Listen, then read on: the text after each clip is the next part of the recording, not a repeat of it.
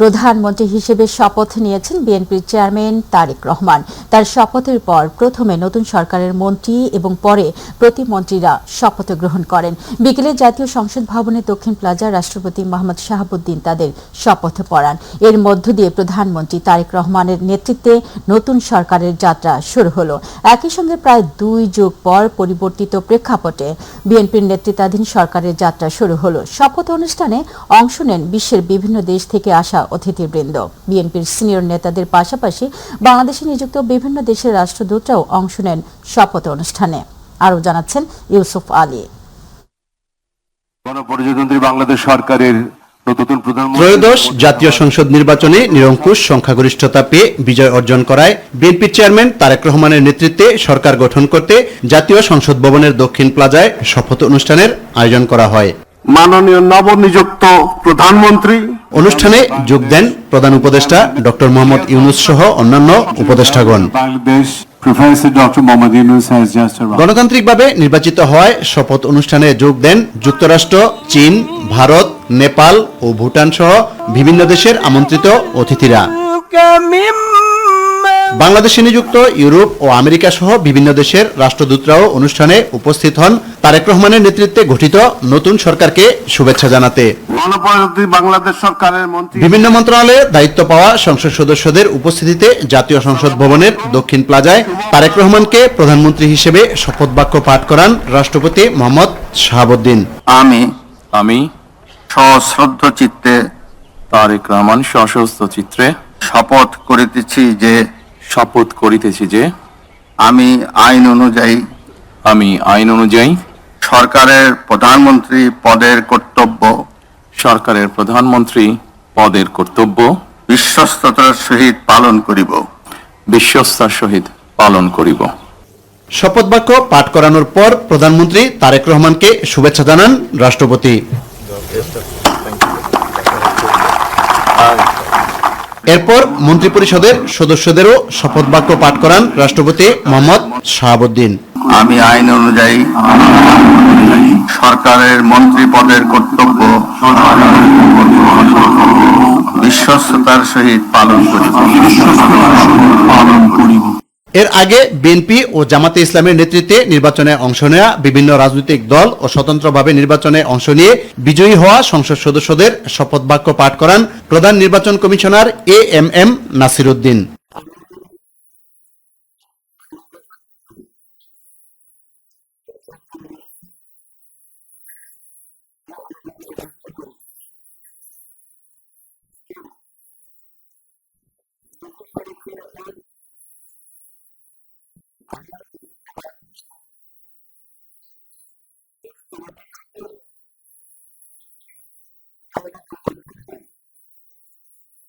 দু 5 August fascist সরকারের পতন হওয়ায় স্পিকার ও ডেপুটি স্পিকার না থাকায় সংবিধান অনুযায়ী প্রধান নির্বাচন কমিশনারকে শপথ বাক্য পাঠ করাতে হয়। 1971 সালে লাখো প্রাণের বিনিময়ে বাংলাদেশের স্বাধীনতা, সার্বভৌমত্ব ও গণতন্ত্র প্রতিষ্ঠিত হলেও রাজনৈতিক দলগুলোর স্বেচ্ছাচারিতার কারণে গণতন্ত্র গতি হারিয়েছে বারবার। নতুন সরকার গণতন্ত্রকে সঠিক পথে পরিচালিত করবে এমনটাই প্রত্যাশা দেশের মানুষের। জাতীয় সংসদ ভবন থেকে ইউসুফ আলী, মাই টিভি। ত্রয়োদশ জাতীয় সংসদে বাংলাদেশের জাতীয়তাবাদী দল বিএনপির জয়ী সংসদ সদস্যরা সরকারি সুবিধার আওতায় শুল্কমুক্ত গাড়ি ও সরকারি প্লট নেবেন না। বেলা 11:30টার পর সংসদীয় দলের সভাকক্ষে প্রথম বৈঠক করেছেন বিএনপির নবনির্বাচিত সংসদ সদস্যরা। শপথ নেওয়ার পর এই বৈঠক হয়। ওই বৈঠকে সভাপতিত্ব করেন বিএনপির চেয়ারম্যান তারেক রহমান। সংসদীয় দলের প্রথম বৈঠকে সর্বসম্মতিক্রমে বিএনপি চেয়ারম্যান তারেক রহমানকে সংসদ নেতা ও প্রধানমন্ত্রী হিসেবে নির্বাচিত করা হয় বলে জানান সাইরুল কবির খান। এর আগে বেলা 11:15টার কিছু আগে জাতীয় সংসদ ভবনের শপথ কক্ষে সংসদ সদস্য হিসেবে শপথ নেন বিএনপির নির্বাচিত প্রার্থীরা। অনেকটা চমক রেখে নবীন প্রবীণের সমন্বয়ে নতুন মন্ত্রিসভা সাজালেন নবনির্বাচিত প্রধানমন্ত্রী তারেক রহমান। তার সরকারে থাকছেন 25 জন মন্ত্রী এবং 24 জন প্রতিমন্ত্রী। বিকেলে জাতীয় সংসদ ভবনের দক্ষিণ প্লাজায় নতুন মন্ত্রিসভার সদস্যদের শপথ পড়ান রাষ্ট্রপতি মোহাম্মদ শাহাবুদ্দিন। এই মন্ত্রিসভায় বড় চমক হিসেবে আছেন অন্তর্বর্তী সরকারের প্রধান উপদেষ্টা জাতীয় নিরাপত্তা উপদেষ্টা খলিলুর রহমান। তিনি দায়িত্ব পালন করবেন টেকনোক্রেট হিসেবে। SM আরিফের রিপোর্টে বিস্তারিত। বিএনপি সরকারের মন্ত্রিসভার মন্ত্রী হিসেবে শপথ নিয়েছেন 25 জন। বিকেল 4:20 জাতীয় সংসদ ভবনের দক্ষিণ প্লাজায় এক বর্ণাঢ্য অনুষ্ঠানে তারা শপথ গ্রহণ করেন। রাষ্ট্রপতি মোহাম্মদ শাহাবুদ্দিন শপথ বাক্য পাঠ করান। শপথ নেয়া মন্ত্রীদের মধ্যে মির্জা ফখরুল ইসলাম আলমগীর পেয়েছেন স্থানীয় সরকার মন্ত্রণালয়, আমির খসরু মাহমুদ চৌধুরী অর্থ ও পরিকল্পনা, সালাউদ্দিন আহমেদ স্বরাষ্ট্র, ইকবাল হাসান মাহমুদ বিদ্যুৎ জ্বালানি ও খনিজ, হাফিজউদ্দিন আহমেদ মুক্তিযুদ্ধ বিষয়ক, আবু জাফর মোহাম্মদ জাহিদ হোসেন মহিলা ও শিশু সমাজ কল্যাণ, ডক্টর খলিলুর রহমান পররাষ্ট্র, আব্দুল আওয়াল মিন্টু বন ও পরিবেশ, কাজী শাহ মোফাজ্জল হোসেন কায়কোবাদ ধর্ম, মিজানুর রহমান মিনু ভূমি, নিতাই রায় চৌধুরী সংস্কৃতি, খন্দকার আব্দুল মুক্তাদির বাণিজ্য শিল্প বস্ত্র ও পাট, আরিফুল হক চৌধুরী শ্রম ও কর্মসংস্থান প্রবাসী কল্যাণ, জহিরুদ্দিন স্বপন তথ্য ও সম্প্রচার, মোহাম্মদ আমিনুর রশিদ কৃষি মৎস্য ও প্রাণী সম্পদ এবং খাদ্য, আফরোজা খানম বেসামরিক বিমান ও পর্যটন, শহীদউদ্দিন চৌধুরী এনি পানি সম্পদ, আনম এহসানুল হক মিলন শিক্ষা প্রাথমিক ও গণশিক্ষা, আসাদুল হাবিব দুলু দুর্যোগ ব্যবস্থাপনা ও ত্রাণ, মোহাম্মদ আসাদুজ্জামান আইন বিচার ও সংসদ, জাকারিয়া তাহের গৃহায়ন ও গণপূর্ত, দীপেন দেওয়ান পার্বত্য চট্টগ্রাম, সর্দার মোহাম্মদ শাখাওয়াত হোসেন স্বাস্থ্য ও পরিবার কল্যাণ, ফকির মাহবুব আনাম ডাক ও টেলিযোগাযোগ, শেখ রবিউল আলম সড়ক পরিবহন সেতু রেল ও নৌ।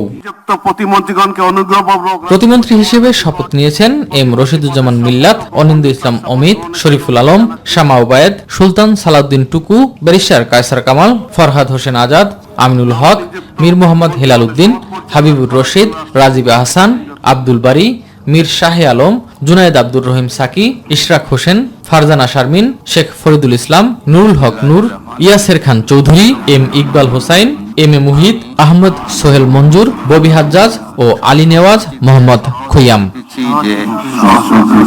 SM আরিফ, মাই টিভি। ত্রয়োদশ জাতীয় সংসদ নির্বাচনের মাধ্যমে 1.5 বছরের বেশি সময় পর গঠিত হল গণপ্রজাতন্ত্রী বাংলাদেশ সরকার। বিকেলে জাতীয় সংসদ ভবনের দক্ষিণ প্লাজায় শপথ গ্রহণ শেষে প্রতিক্রিয়া জানিয়েছেন মন্ত্রী প্রতিমন্ত্রীরা। সরকারের মন্ত্রণালয়ের পূর্ণাঙ্গ দায়িত্ব পাওয়ার পর তারা তাৎক্ষণিক প্রতিক্রিয়ায় 17 বছরে পিছিয়ে পড়া দেশকে তারেক রহমানের নেতৃত্ব ও দূরদর্শিতায় এগিয়ে নেওয়ার কথা বলেন। তারা সরকার এবং বিরোধী দলের সমন্বিত উদ্যোগে সমৃদ্ধ আগামীর বাংলাদেশ স্বপ্ন বাস্তবায়নের অঙ্গীকার করেন। মাহবুব সৈকতের রিপোর্টে বিস্তারিত।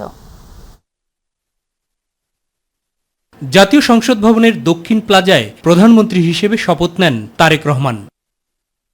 এরপরই পর্যায়ক্রমে 25 মন্ত্রী এবং 24 প্রতিমন্ত্রী শপথ বাক্য পাঠ করেন।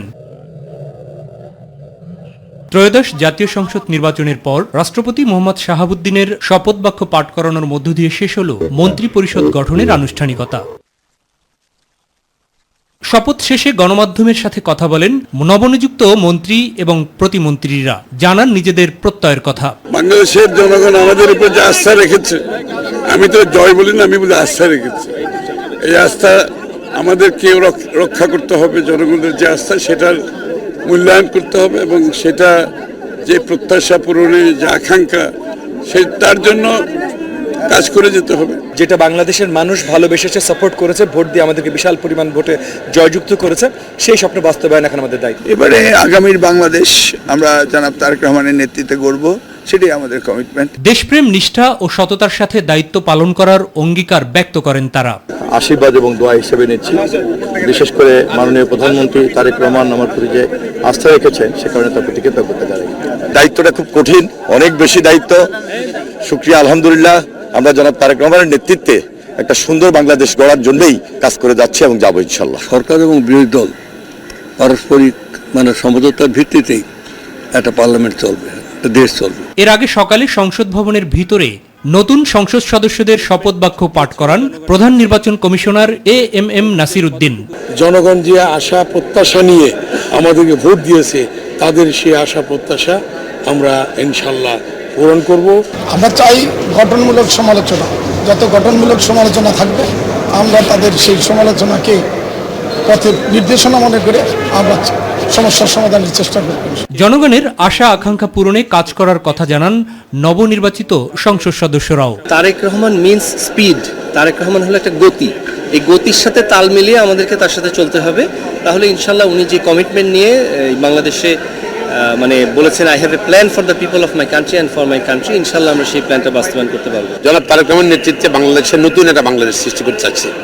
সেখানে গণতন্ত্র থাকবে, উদার গণতন্ত্র থাকবে, সেখানে মানবাধিকার থাকবে, দুর্নীতিমুক্ত বাংলাদেশ থাকবে এবং ধনী গরিবের পার্থক্য অনেক কমে যাবে। এটা মৌলিক পরিবর্তন আসবে আশা অর্থনীতিতে। গণতন্ত্র পাওয়ার সম্ভাবনা আছে। মুক্তিযুদ্ধ এবং 24-এর গণ অভ্যুত্থানের আকাঙ্ক্ষা এবং গণতন্ত্র সমুন্নত রেখে সবাইকে নিয়ে একসাথে কাজ করার অঙ্গীকারও করেন সংসদ সদস্যগণ। আগামী দিনে নিরলসভাবে কাজ করে যাওয়া দরকার, সকল মানুষের জন্য কাজ করা, তাদের জীবন মান আরো উন্নত করা। আগামী 5 বছরের জন্য নতুন নেতৃত্ব পেল বাংলাদেশ, যাদের সামনে অনেক চ্যালেঞ্জ। প্রধানমন্ত্রী তারেক রহমানের নেতৃত্বে সেই চ্যালেঞ্জ গোটা মন্ত্রিপরিষদ এবং সংসদ সদস্যরা উতরে যাবেন, এমনটাই প্রার্থনা হচ্ছে দেশবাসীর। আর সেক্ষেত্রে সরকারি দলের পাশাপাশি বিরোধী দলও ছায়া সরকার হিসেবে তাদের সাপোর্ট করে যাবেন এবং সহযোগিতার হাত বাড়াবেন, এমনটাও প্রার্থনা এবং প্রত্যাশা এই দেশবাসীর। মাহবুব সৈকত, মাই টিভি, জাতীয় সংসদ ভবন, ঢাকা। ত্রয়োদশ জাতীয় সংসদে বিরোধী দলীয় নেতা নির্বাচিত হয়েছেন জামায়াতে ইসলামীর আমির ডাক্তার শফিকুর রহমান। উপনেতা হচ্ছেন দলটির নায়েবে আমির সৈয়দ আব্দুল্লাহ মোহাম্মদ তাহের। আর জাতীয় নাগরিক পার্টি এনসিপির আহ্বায়ক নাহিদ ইসলামকে বিরোধী দলীয় চিফ হুইপ করা হয়েছে। বিস্তারিত জানাচ্ছেন ইলিয়াস মাদবর। ত্রয়োদশ জাতীয় সংসদ নির্বাচনে জামায়াতে ইসলামী ও স্বতন্ত্র হিসেবে জয়ী প্রার্থীরা মঙ্গলবার দুপুরে জাতীয় সংসদ ভবনের শপথ কক্ষে শপথ নেন। এ সময় সংবিধান সংস্কার কমিশনের শপথ গ্রহণ করেন তারা। সংসদ সদস্যদের শপথ শেষে সংসদীয় দলের সভায় ত্রয়োদশ জাতীয় সংসদের বিরোধী দলীয় নেতা নির্বাচিত হন জামায়াতের আমির ডাক্তার শফিকুর রহমান। উপনেতা দলটির নায়েবে আমির সৈয়দ আব্দুল্লাহ মোহাম্মদ তাহের ও জাতীয় নাগরিক পার্টি এনসিপির আহ্বায়ক নাহিদ ইসলামকে বিরোধী দলীয় চিফ হুইপ করা হয়েছে। বিএনপির সংবিধান সংস্কার কমিশনের শপথ গ্রহণ না করার বিষয়ে সমালোচনা করেন জামায়াতের এমপিরা। আমরা মনে করি বিএনপি তাদের বিষয়টা ক্লিয়ার করবে, তারা কেন নেই জাতির কাছে ক্লিয়ার করবে এবং আমরা আমাদের অবস্থান, আমরা শহীদদের রক্তের প্রতি শ্রদ্ধা জানিয়ে আমাদের স্ট্যান্ড ক্লিয়ার। আমরা জনরায়কে সম্মান দেখে আমরা শপথ নিয়েছি। জুলাই সনদে বিএনপিও স্বাক্ষর করেছে, আজকের কেন তারা বিরোধিতা করতেছে? এরা তো আমার মনে করি এরা স্ববিরোধিতা। কাজেই তারাও আমার মনে হয়, আমরা আশাবাদী যে তাদের আবার চিন্তা ভাবনা করে যে জুলাই সনদের পক্ষে যে শপথ আমরা নিয়েছি সেই শপথ তারা আবার নেবেন। জামায়াতের নির্বাচিত এমপি ব্যারিস্টার নাজিবুর রহমান মোমিন বলেন, গণঅভ্যুত্থানের আকাঙ্ক্ষা পূরণে কাজ করবে তার দল। বৈষম্যহীন একটি সমাজ গঠনের জন্য যে জুলাই বিপ্লবটা হয়েছে, সেই লক্ষ্যে গভর্নমেন্টকে যে ম্যান্ডেট দেওয়া হয়েছিল তার তিনটার একটা ছিল নির্বাচন। আলহামদুলিল্লাহ যেভাবে হয়েছে মোরাললেস আমরা মেনে নিয়েছি। এটা এখন নতুন একটি বৈষম্যহীন বাংলাদেশ গড়ার সূচনা করছি ইনশাআল্লাহ। এদিকে স্বতন্ত্রভাবে নির্বাচিত এমপি ব্যারিস্টার রবিন ফারহানা বলেন, জনগণের প্রত্যাশা পূরণে কাজ করে যাবেন তিনি। প্রার্থী বেছে নিয়েছে এবং এই সুযোগটা মানুষকে দেওয়া উচিত বলে আমি মনে করি। গণঅভ্যুত্থানের পরে আসা এই সরকারের কাছে জনগণের প্রত্যাশা অনেক। সরকার এবং বিরোধী দল জনগণের সকল আশা পূরণ করবেন, এমনটাই চাওয়া সবার। সংসদ ভবন থেকে ইলিয়াস মাদবর, মাই টিভি, ঢাকা। জাতীয় সংসদ নির্বাচন শান্তিপূর্ণ হওয়ায় সংশ্লিষ্ট সকলের প্রতি কৃতজ্ঞতা জানিয়েছেন বিদায়ী স্বরাষ্ট্র উপদেষ্টা অবসরপ্রাপ্ত লেফটেন্যান্ট জেনারেল জাহাঙ্গীর আলম চৌধুরী। শেষ কর্মদিবসে সচিবালয় নিজ মন্ত্রণালয়ে আয়োজিত বিদায় সংবর্ধনা শেষে স্বরাষ্ট্র উপদেষ্টা জানান, ফ্রি, ফেয়ার অ্যান্ড ক্রেডিবল উৎসব মুখর নির্বাচন দিয়ে যেতে পেরে তিনি অনেক সন্তুষ্ট। স্বরাষ্ট্র মন্ত্রণালয় এখন অনেক স্থিতিশীল জানিয়ে উপদেষ্টা আরও জানান, দায়িত্ব ছাড়ার পর দেশেই থাকবেন তিনি। বিদায়ী স্বরাষ্ট্র উপদেষ্টা বলেন, ভঙ্গুর পরিস্থিতিতে দায়িত্ব নিয়েছিল অন্তর্বর্তী সরকার, এখন পরিস্থিতি স্থিতিশীল।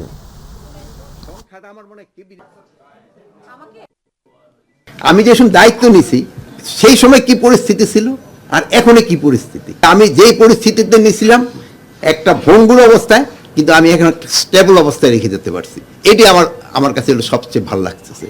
প্লাস আমি ওই কৃষি মন্ত্রণালয়ে বলছি যে আমি সেই সময় সারের কেনার জন্য আমার কাছে টাকা ছিল না। আপনারা জানেন যে কক্সবাজার পোর্টে মানে চিটাগাং পোর্টে অর্ধেক নামায় যাওয়ার পরে মংলা পোর্টে এসে তারা সার নামাইতে যাইতো না, পেমেন্ট করা যাচ্ছে না দেখা। বাট ওখানে আমি 61 সালের পরে এখন সবচেয়ে বেশি আমি সার রেখে যেতে পারি। আমি বলবো যে এটা হলো আমার একটা বড় স্যাটিসফ্যাকশন। এগুলি সব সম্ভব হয়েছে আপনাদের জন্য। তা আপনারা সবাই ভালো থাকেন, দোয়া করি। পবিত্র মাহে রমজানকে সামনে রেখে শুরু হয়েছে প্রস্তুতি। বাজারে বেড়েছে কেনাকাটা, মসজিদে মসজিদে চলছে পরিষ্কার পরিচ্ছন্নতা। প্রতিনিধি মকবুল হোসেনের তথ্যচিত্রে তামান্না সাদিকার রিপোর্ট। রমজানের আগমনী বার্তায় ব্যস্ত হয়ে উঠেছে চারপাশ। ইফতার সামগ্রী কিনতে বাজারে ভিড় করছেন ক্রেতারা। খেজুর, ছোলা, ডাল, তেল সহ নিত্য পণ্যের বিক্রি বাড়ছে কয়েক গুণ। ডাল, বেসন থেকে আরম্ভ করে হলুদ মরিচ থেকে আরম্ভ করে সবকিছু ক্রয় ক্ষমতার মধ্যে আছে, শুধু একমাত্র তেলের দাম একটু বেশি। সরকারের কাছে অনুরোধ জানাইতেছি যাতে সামনে দাম না বাড়ে, যেভাবে আছে স্বাভাবিক এভাবে থাকে। আগে দ্রব্যমূল্যের দাম বাড়ায় নাই, এখন সীমিতের মধ্যে আছে, পরবর্তী যে রমজানের শেষ পর্যন্ত এরকমের থাকে।